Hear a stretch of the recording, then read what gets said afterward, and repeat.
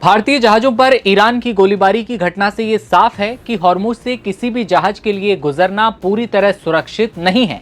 भारतीय जहाजों पर हुई फायरिंग ने ईरान के अंदर चल रही सत्ता की खींचतान को भी उजागर कर दिया है। 18 अप्रैल को 2 भारतीय जहाजों पर हमला होता है, वो भी तब जब उन्हें खुद ईरान की तरफ से गुजरने की परमिशन दी गई। तो फिर सवाल ये कि परमिशन के बावजूद हमला क्यों? क्या ईरान की सरकार और सेना में अंदरूनी जंग जारी है? ईरानी सरकार एक तरफ भारत को शुक्रिया कहते हुए दावा करती है कि हॉर्मुज भारत के लिए हमेशा खुला है, वहीं दूसरी तरफ ईरान की सेना 2 भारतीय जहाजों पर अंधाधुंध फायरिंग करती है, वो भी बिना किसी चेतावनी के। इस घटना ने ईरान के अंदर की खींचतान को जग जाहिर कर दिया है। अब सबसे बड़ा सवाल यह कि ईरान की सत्ता पर किसका कंट्रोल है? भारतीय जहाज पर हुए हमले का सच क्या है? क्योंकि मामला इस बात को लेकर उलझा था कि रास्ता खुला है या नहीं, लेकिन अब भारतीय जहाज पर हमले के बाद सवाल ये कि ईरान में आखिर चल क्या रहा है। दरअसल IRGC और ईरान सरकार के बीच सब कुछ ठीक नहीं है। दावा यह है कि मतभेद इतने ज्यादा बढ़ चुके हैं कि एक पक्ष दूसरे पर हावी हो रहा है, फैसले मानने को तैयार नहीं है। शनिवार 18 अप्रैल को भी यही हुआ। ईरानी विदेश मंत्री सैयद अब्बास अराक्ची ने एक दिन पहले खुद ऐलान किया कि रास्ता सुरक्षित और खुला है। इसी भरोसे के साथ भारत समेत कई देशों के जहाज आगे बढ़े, लेकिन फिर हमला होता है।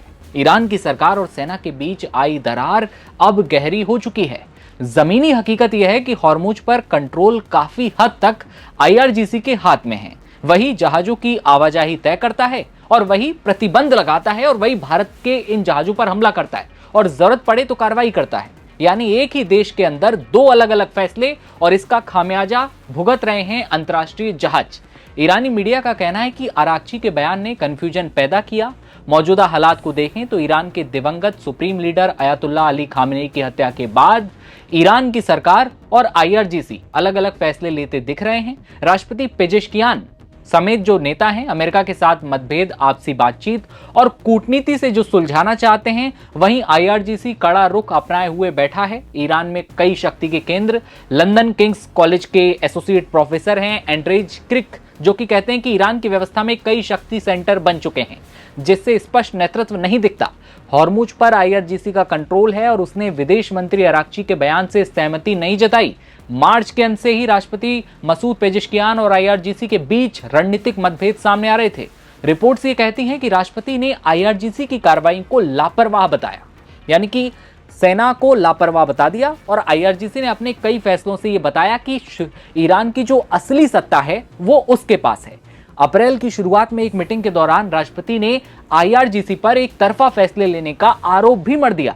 जमीनी स्तर पर भी IRGC का दबदबा साफ दिख रहा था। उसने जहाजों की आवाजाही पर प्रतिबंध लगाए, कुछ पर हमले भी किए और समुद्री बारूदी सुरंगें बिछा दी। इसी बीच विदेश मंत्री अराक्ची नरम रुख अपनाने की कोशिश करते रहे, लेकिन सरकार और IRGC के बीच दूरियां बढ़ती गईं। युद्ध के दौरान शीर्ष नेताओं की मौत के बाद सत्ता का खालीपन बना और फायदा उठाता है IRGC। ईरान में अपनी पकड़ मजबूत होती है और उसके बाद भारतीय जहाजों पर फायरिंग हुई। ये साफ हो चुका है कि हॉर्मुज फिलहाल ना तो पूरी तरह खुला है और ना ही सुरक्षित है। अब ये सिर्फ तेल और गैस का रास्ता नहीं, बल्कि ईरान के अंदर असली सत्ता किसके पास है, इसका मैदान बन चुका है। जब तक ये संघर्ष खत्म नहीं होता, फारस की खाड़ी में खतरा बरकरार रहेगा। लेकिन अब सवाल वही है कि क्या ईरान की जो अंदरूनी जंग है वो खत्म हो पाएगी या फिर ये जंग लगातार इसी तरह चलती रहेगी। भारतीय जहाजों पर ये हमला हुआ, इस पर सबसे बड़ा जो ईरान की तरफ से ईरान की सरकारी मीडिया कह रही है कि कंफ्यूजन क्रिएट हुआ और उसी वजह से ये हमला हुआ। तो ये हालात है ईरान के अंदर, जो कि जिस तरह की स्थितियां हैं वो भारत के जहाजों के लिए संकट वाली पैदा हुई हैं। खबर पर आपकी क्या राय है ये बताइएगा और देश दुनिया की हर खबर देखते रहने के लिए बने रहिए नवभारत टाइम्स के साथ। नमस्कार।